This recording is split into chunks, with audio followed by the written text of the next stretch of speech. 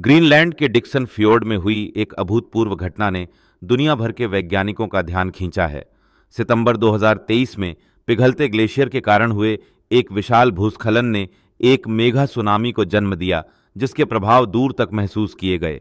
यह घटना जलवायु परिवर्तन के बढ़ते खतरों की ओर इशारा करती है। सितंबर 2023 में ग्रीनलैंड के डिक्सन फ्योर्ड में एक बड़ा भूस्खलन हुआ। यह घटना एक पिघलते ग्लेशियर से जुड़ी थी।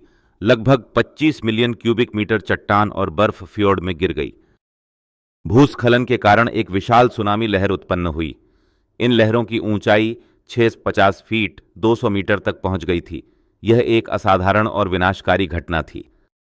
सुनामी की ऊर्जा फ्योर्ड की संकरी खड़ी दीवारों के भीतर फंस गई। इससे पानी 9 दिनों तक लगातार आगे पीछे होता रहा।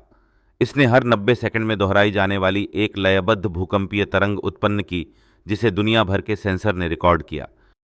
फ्योर्ड की अनूठी भौगोलिक संरचना, जिसमें ऊंची दीवारें शामिल हैं, ने एक प्राकृतिक अनुनाद कक्ष रेजोनेंस चेंबर के रूप में काम किया। इसने सुनामी की ऊर्जा को बिखरने से रोका। इसी कारण कंपन इतने लंबे समय तक जारी रहा। नासा और फ्रांस की CNIS के संयुक्त mission surface water and ocean topography SWOT उपग्रह ने घटना का विस्तृत डेटा कैप्चर किया। SWOT के के बैंड रडार इंटरफेरोमीटर KRIN ने पानी की ऊंचाई में बदलाव को मापा। इसने दिखाया कि फ्योर्ड का उत्तरी किनारा दक्षिण की तुलना में 4 फीट 1.2 मीटर ऊंचा था।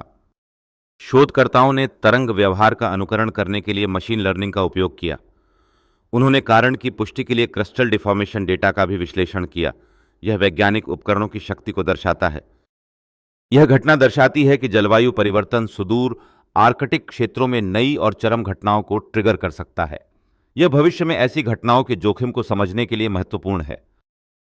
भूस्खलन से उत्पन्न प्रारंभिक विशाल लहरों के बाद फ्योर्ड के भीतर पानी के उछाल ने सुनामी लहरें पैदा की। इन सुनामी लहरों की अधिकतम ऊंचाई 7.4 से 8.8 मीटर 24.3 से 28.9 फीट तक दर्ज की गई। यह घटना हमें जलवायु परिवर्तन के अप्रत्याशित परिणामों के प्रति सचेत करती है। इस वैज्ञानिक विश्लेषण से प्राप्त ज्ञान भविष्य में ऐसी आपदाओं की तैयारी और समझ के लिए महत्वपूर्ण है। इस घटना के बारे में अधिक जानने और जलवायु परिवर्तन के प्रभावों पर शोध का समर्थन करने के लिए वैज्ञानिक प्रकाशनों और विश्वसनीय समाचार स्रोतों का अनुसरण करें।